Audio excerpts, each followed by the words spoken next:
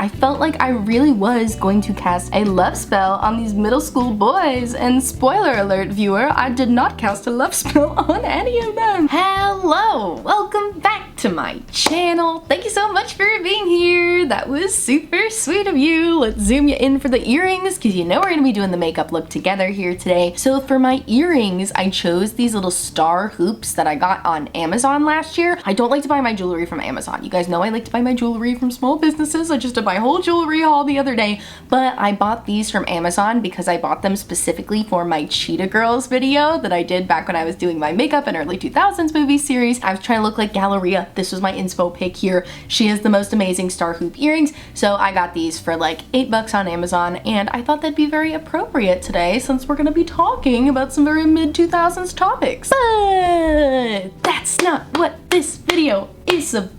You did not click on this video to find out what Disney Channel original movie inspired these earrings. No, you clicked on this video because you, like me, have an interest in some makeup and nonsense. I mentioned in my last Get Ready With Me that I want to start a new series where I talk about makeup and whatever nonsense topic I want to talk about. I know, it's very broad. Maybe it'll get a little more condensed, maybe it'll get a little more niche as we go along, but for now I'm just talking about whatever nonsense I want to. And the first topic that came to my head that I didn't even mention in that last video is mid-2000s mall culture. I am desperate to talk to you guys about the mall in 2005. You know that trend going around on TikTok where people show like a video saying like, this is what I would show to the first Victorian child I would see if you go back in time. If you're on TikTok, you know what I'm talking about. But a video of a mid-2000s mall would be what I would show that Victorian child, because I think they would just be like, it would make their brain explode because there's so much to unpack. You got your wet seals, you got your Charlotte Russe, you got your Claire's, your icing, your food courts, your Hollister, your Abercrombie. I know they still exist, but in the mid-2000s, they were very, very, very different. So we have to talk about all of it. And yeah, I really just want to talk to you about mall rat culture from the mid-2000s, and I think they could be really fun, and I can't wait for your input in the comments too. So if that sounds like a topic that is interesting to you and you want to talk about mid-2000s malls and mall culture with me, then I encourage you to please subscribe and keep on watching because it's coming at you right now. I'm gonna be doing my makeup too, by the way. It's makeup and nonsense, not just nonsense, and I kind of want to go for a sort of mall grungy look. I'm not going for a full like mid-2000s look, but I do want to use my Colourpop Brooklyn Nets palette. This is so funny. They sent me this basketball themed palette in PR, and I thought I could do kind of like a grungy smoky eye. I have a little glitter here too, which like body glitter like this, like big chunky wet glitter like this is so mid-2000s. Oh my gosh, we're gonna talk about Bath & Body Works and Victoria's Secret too. I'm so excited. I don't even know where to start. But yeah, we're going for a grungy look here today. I'm not gonna zoom you in for the eye look because I'm gonna have so many things coming up on screen because you guys know I'm a visual lady. So yeah, I'll be having visuals going, but this is the palette I'm using. All makeup details will be down below. So I feel like in order to talk about mid-2000s mall culture, we have to go through like the it stores, because I don't think like any of the it stores from the mid-2000s are it stores anymore, which is very interesting. We'll get into that too. But Victoria's Secret, and more specifically for my age range, I guess I should clarify. The era I'm talking about is like 2003 to like 2012, but really in the heart of like 2007. If I had to pick a specific year like to go back to for mall culture, it would be 2007. So yeah, let's make our focus 2007. So in 2007, I'm 13, right? I am just blindly swimming my way through puberty, and it hit me like a truck. So I need you to get a visual of what I look like in 2007. I'm hoping I can find a picture, but yeah, it's this. And do you think this young gal maybe like to spend some time in a Victoria's Secret pink?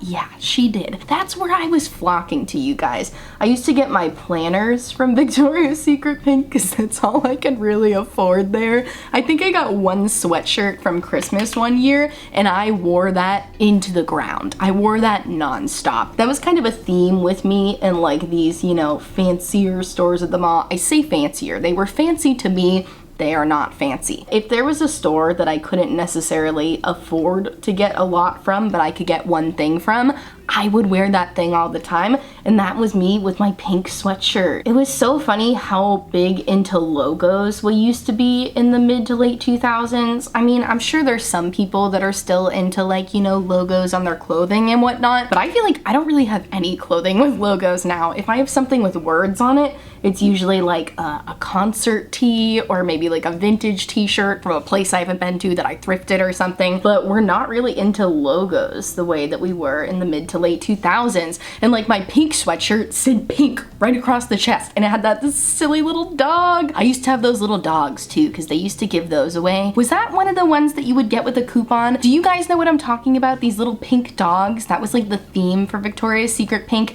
and they would release different patterns. Sometimes it had stripes on it, sometimes it had dots. Were those free? Did we have to pay for those? Did I spend like my last $10 on one of these dogs? Probably, maybe. But like I was saying before, I could really only afford like the planners from Victoria's Secret pink, and then I had that one sweatshirt that I got, I think, for Christmas. But Victoria's Secret pink was the place to go. We would occasionally wander over to like the actual Victoria's Secret part and usually just giggle the whole time because we were dorky teenagers. But yeah, we rarely brought anything on the Victoria's Secret side unless it was like a lip gloss or a body spray. Tell me in the comments, what Victoria's Secret body spray did you wear? If you had one, I know a lot of you did, but for me, Pure Seduction was my favorite smell because my sister bought me a mini one for like my birthday or Christmas one time, and you could not tell me anything when I was wearing Pure Seduction. I really felt like I was a very sexy lady when I wore my Pure Seduction body spray, which is so funny because I didn't get rid of those until like a few years ago. They were all still at my parents' house, and then I think eventually my mom had me go through some stuff, and I smelled Pure Seduction as an adult, and I was like,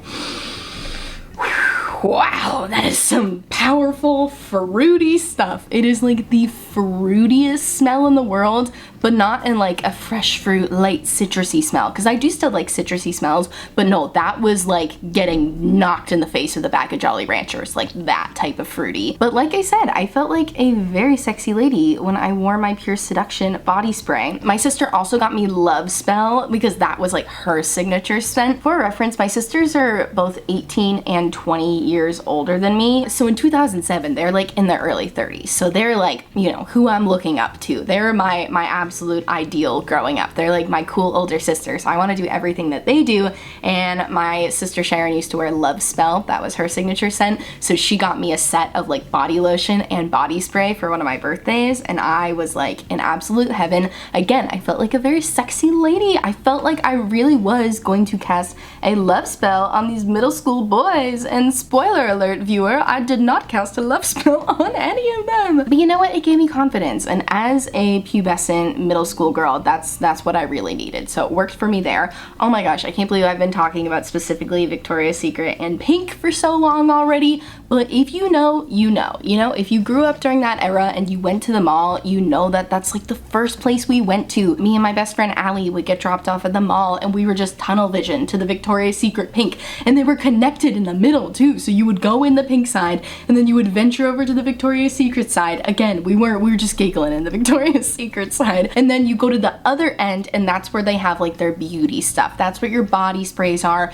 your lip glosses. I might have gotten a lip gloss there. I don't really remember. I was more of a Bath & Body Works lip gloss girl, you know, the Liplicious, the C.O. Bigelow type of glosses, but I think they had lip gloss there. But we were more into just like trying on all the body sprays. We probably stunk. Pink had body sprays too. Oh my gosh, which pink body spray did you have? You know, the ones that were squares? I think I had the one with the pink cap. There was one that was like sweet and flirty. I've always been into sweet smells, like vanilla smells, and that one was very vanilla smelling. Those were nice. I wonder if those would hold up. I haven't smelled one of those in a long time, but I remember them being like a lighter fragrance. Like you would put that in your locker at gym class so that after, you know, you changed, because you didn't actually have time to shower after gym, so you just hit yourself with the body spray. But yeah, this was a good after gym body spray. But yeah, let me know which one you guys had, if you had one. I'm just assuming everyone had an identical middle school experience to me, but if you didn't, tell me what else you wore. But okay, I did not mean to talk about specifically Victoria's Secret for that long, but like I said, that was like the place to be.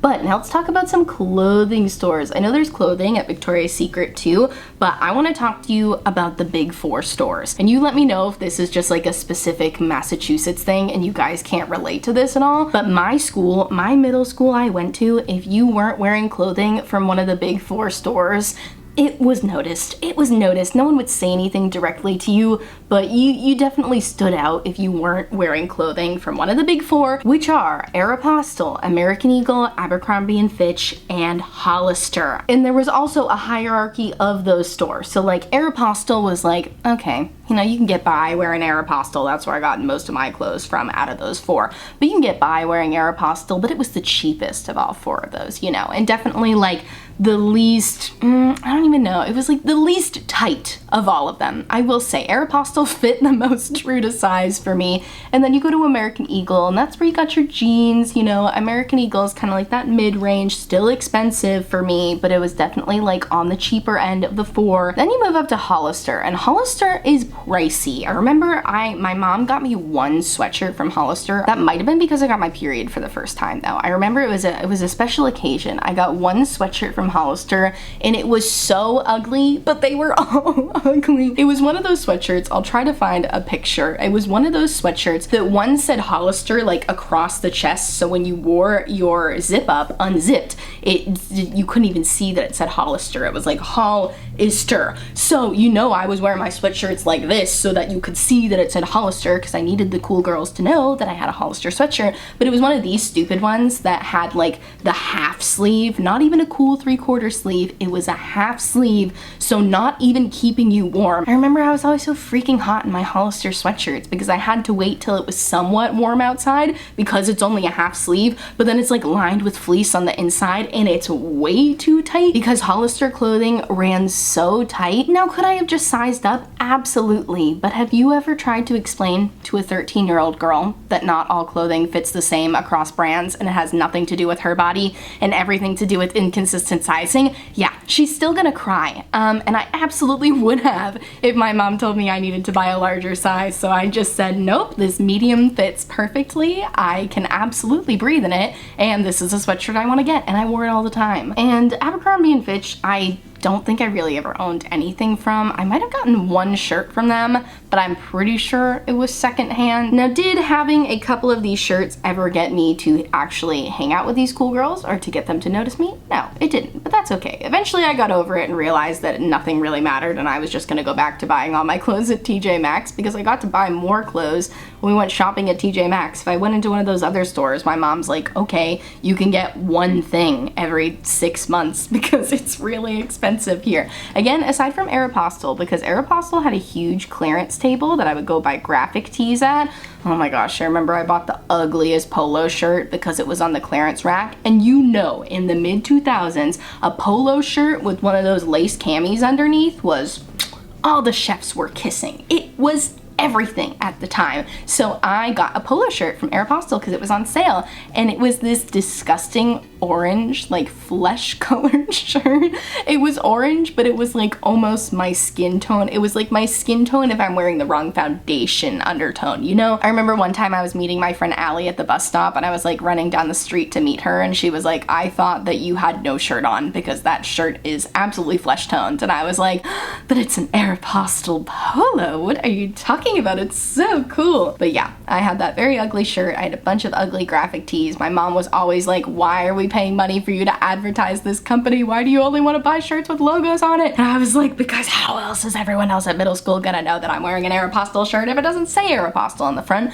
Duh. So those were the big 4 stores. I would love to know. You guys have to tell me if this is just a regional thing or if you also felt an immense amount of pressure to have something from these 4 stores in order to fit in at school. Please let me know. Pardon me, had to take a little break there to clean up all the fallout under my eyes. Oh my gosh, this Colourpop palette has so much fallout. Granted, I have also been like rambling and talking and not really paying attention, so maybe if I had paid more attention it was gonna be fine. But now I want to go in with my glitter here. Look at how cool this is. This is my first time trying a Colourpop Glitterally Obsessed, and I know I haven't really been talking about any of the other makeup, but this has such a nostalgic smell for me. Do you guys remember the Bath & Body Works glitters made for like tweens and kids and all that? Do you remember how they were scented but they all kind of like smelled pretty much the same?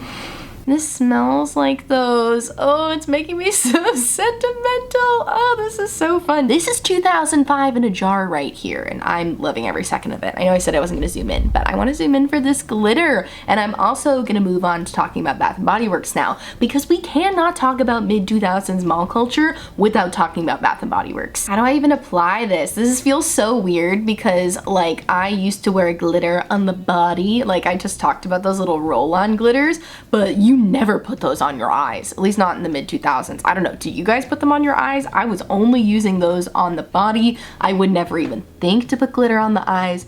And I want to say you're not supposed to put this on the eyes, but I am going to. Oh, that's so fun. It's so chunky. Oh my gosh. But you can tell it's got like some alcohol in it, so it's gonna dry down. This is so cool. It's got a little bit of an orange reflect to it. This is making me so nostalgic, I could scream. I will say the glitter in here is definitely chunkier than the glitter in the Bath & Body Works roll-on glitters that I used to know and love, but it is giving me that same nostalgic feeling, so I will absolutely take it. Now I'm ready to focus and talk about Bath & Body Works, because I would say the foundation of mid-2000s mall culture was Bath & Body Works. Like I told you, when me and my friend Allie got dropped off at the mall, we were beelining it to Victoria's Secret Pink, and right afterwards, we were heading over to Bath & Body Works. Also, they had Glitter Zone, which was specifically for like tweens, so there was a lot of roll-on body glitter, a lot of glitter shower gels, although I admit I never really bought the shower gels because I would rather spend my money on body spray, because I used to be much more obsessed with fragrance than I am now. I'm starting to get back into fragrances, but fragrances used to be everything to me, especially before I started wearing makeup. I wasn't allowed to start wearing any makeup at all, like not even mascara, lip gloss, maybe lip gloss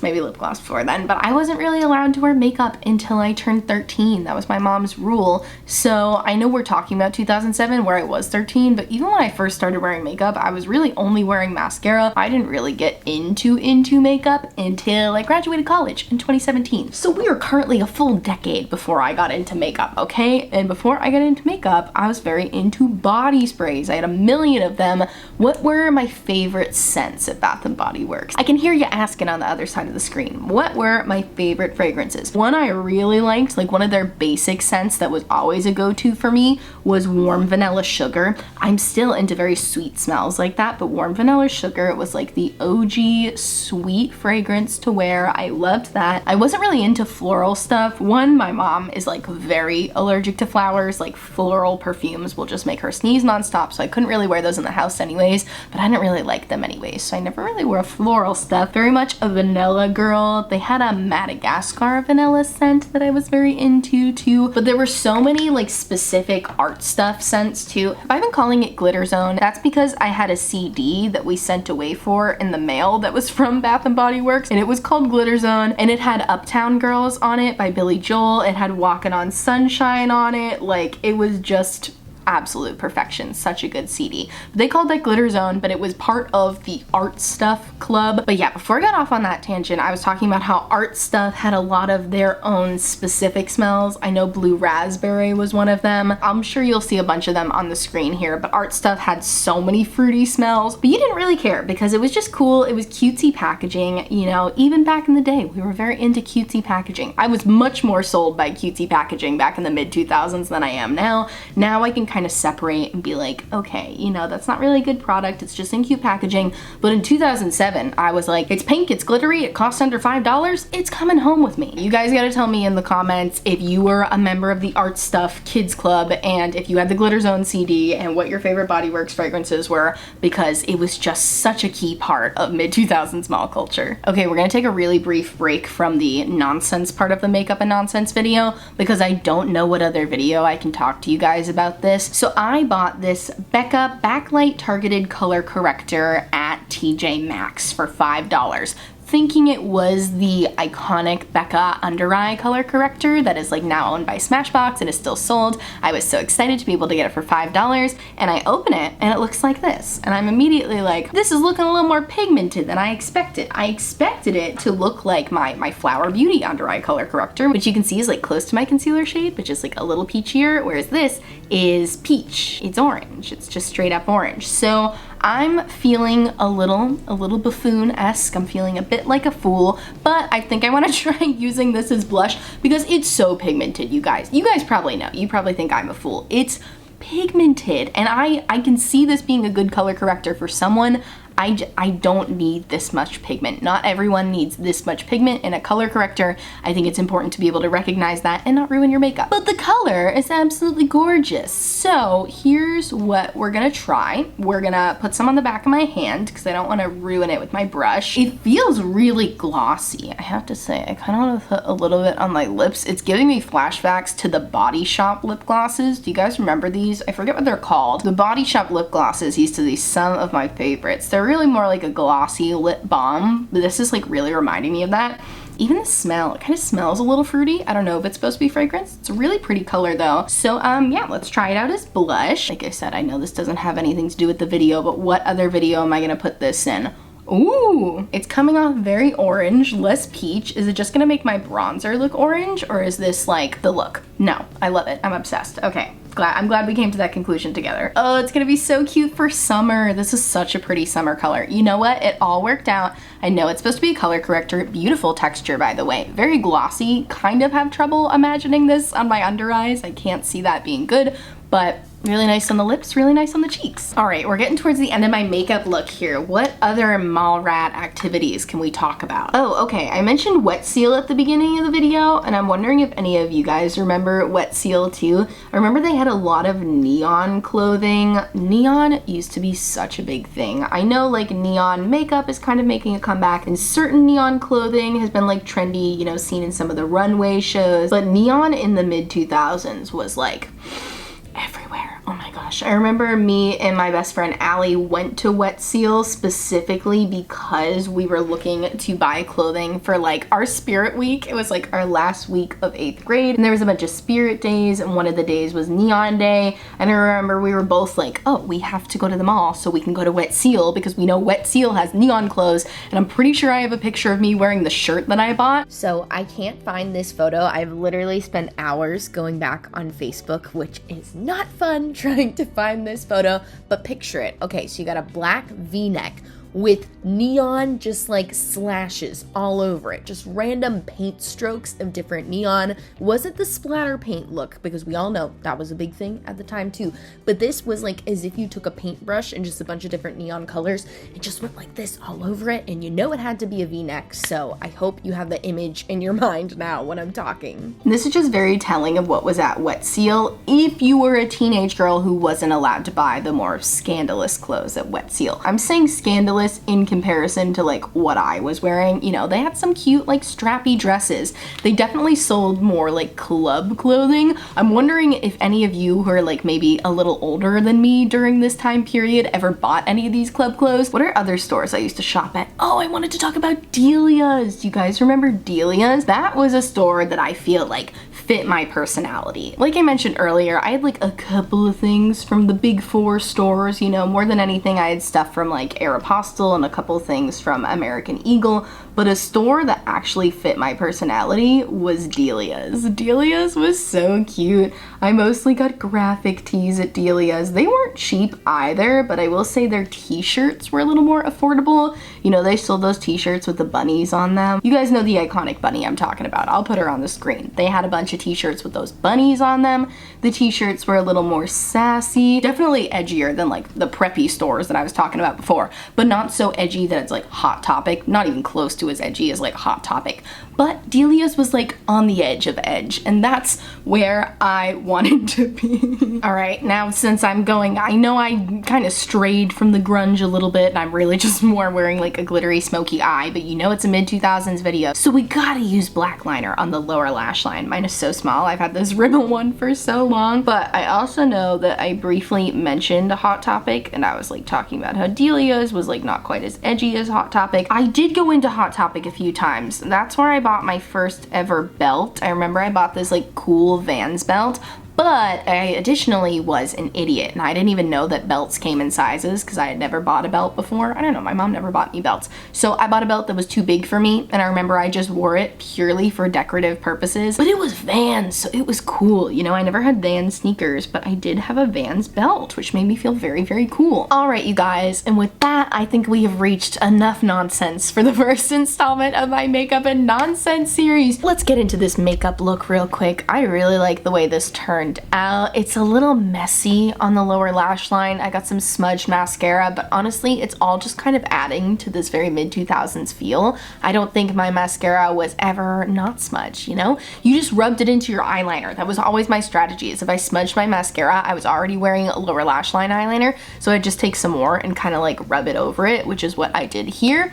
And I feel like it's cool. I am more on the edge of edge now than I ever was in the mid-2000s. This glitter is fun. It did absolutely crease within like 10 minutes of having it on, but I don't think it's intended to be long wear glitter. I think it's intended to be party glitter. I even put a little bit on my cheekbone here. How fun. And I had so much fun talking mall rat nonsense with you guys. Let me know your favorite stores to shop at the mall in the mid-2000s. You gotta let me know what fragrance you were wearing because I'm super, super interested in that. Also, let me know if the 4 stores were a thing in your middle school or high school or whatever age you were at that time. Hollister, Abercrombie, Aeropostale, American Eagle. Those were like the big 4. Like all of the cool kids shopped at those stores. It was like a huge thing. So you gotta let me know if that was a thing for you too.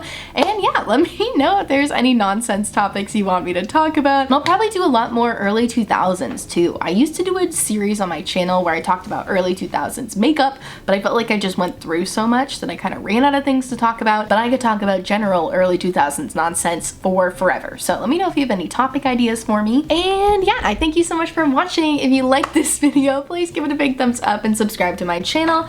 It's knocked over all my stuff. I post new videos every Monday, Wednesday, and Friday. No, I don't. I changed my schedule. I post new videos every Monday and Thursday, and I think I'm gonna go live on Saturdays.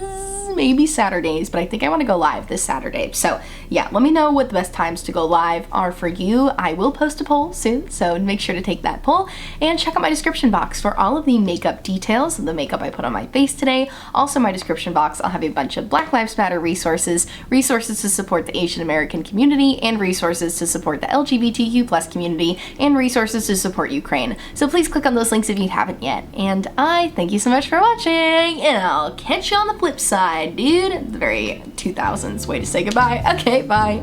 I'm Audi 5000. That's another one. Okay, bye.